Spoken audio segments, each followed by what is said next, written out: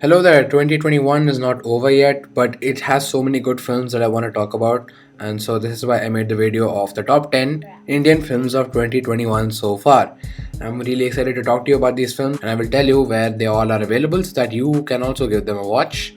And you know what? Let's just get to it. Number 10, we have Sandeep or Pinky Farrar. This is a pretty good film. The performances are stellar and lets us know that a good director can bring out good performances from the actors.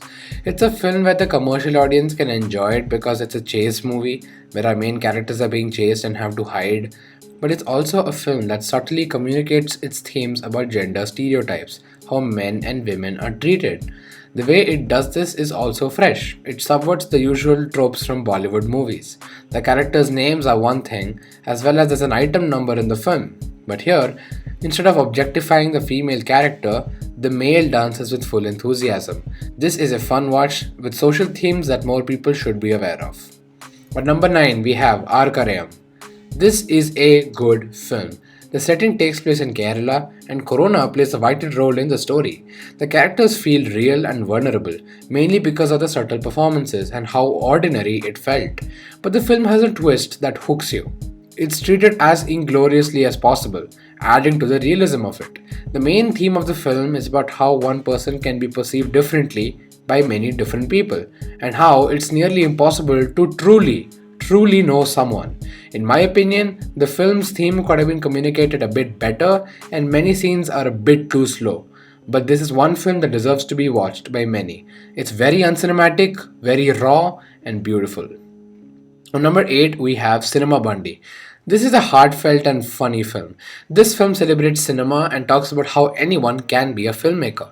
This film is about how a few villagers find a camera and decide to make a movie so that they can use the money earned from it to improve their village.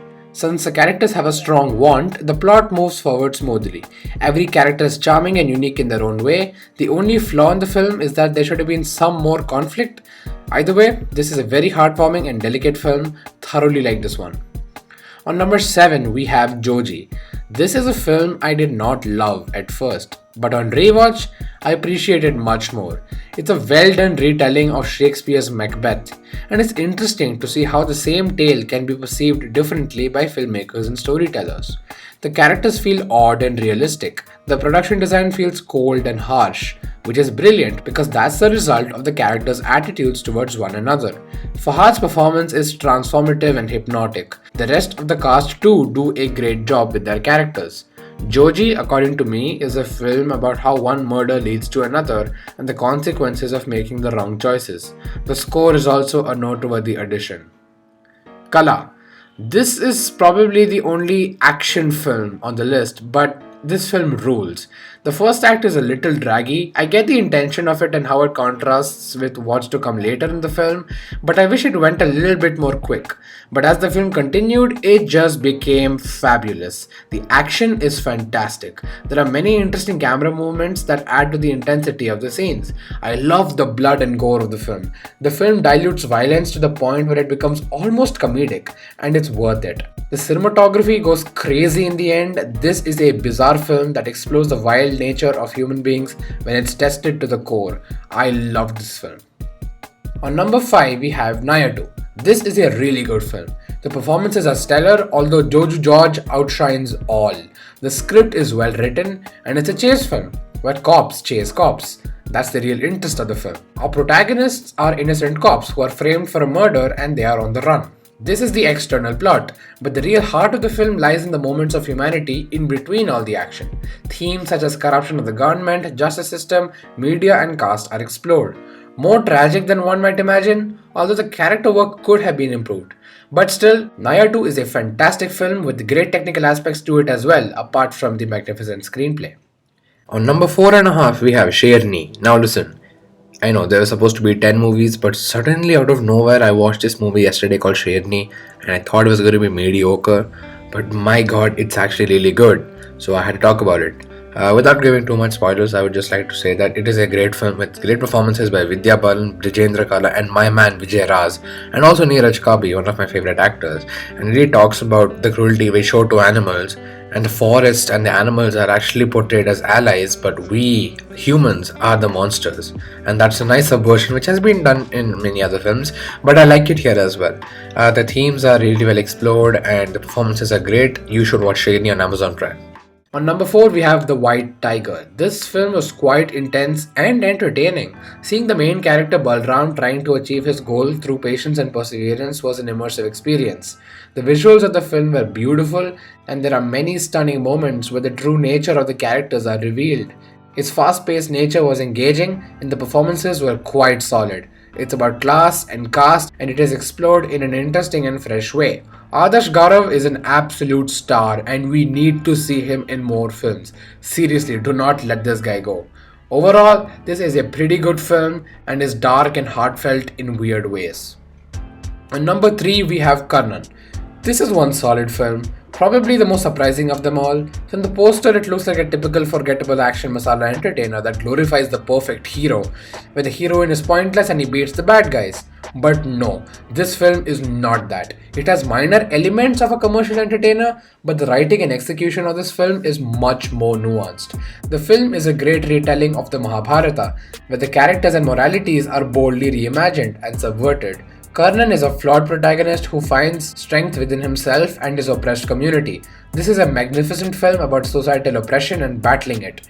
It has moments of caring, happiness, but also tragedy and loss. In the end, Karnan proves to be a powerful tale about finding courage within oneself and has many visual metaphors that elaborate on the theme of the film.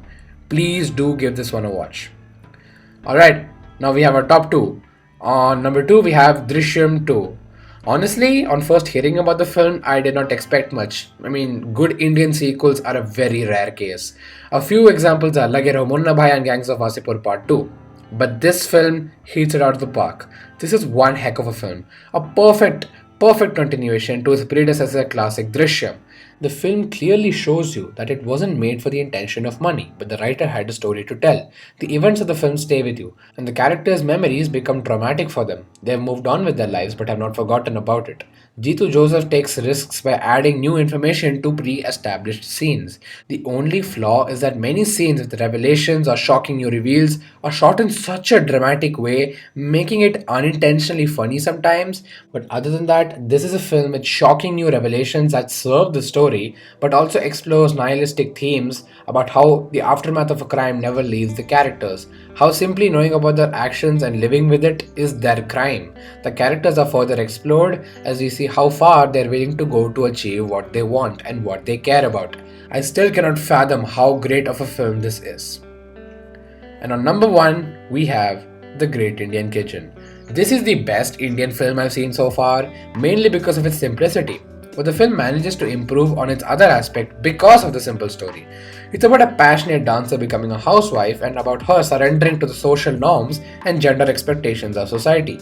The use of the camera is brilliant here, as it mainly uses simple one-take shots and wide shots to really show the lengthy, boring, and frustrating job of cooking and cleaning constantly. It's a film where the protagonist goes through challenges. It critiques the flawed men and their beliefs of how a woman should live their life. It's a beautiful tale about small-scale oppression and emancipation. The screenplay is simple and to the point, and the technicality of it is simply masterful. Easily the best of the lot.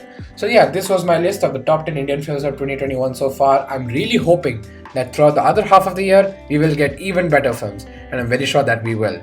But so far, these are some of my favorites, and I would recommend you to watch these films. All of them are available on Amazon Prime or Netflix.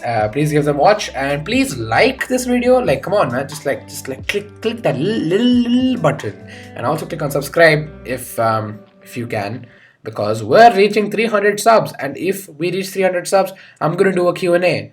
I know that was a long time ago, but I'm gonna do it again. And yeah, I hope you like the video, and until next time, I'll see you later, I guess.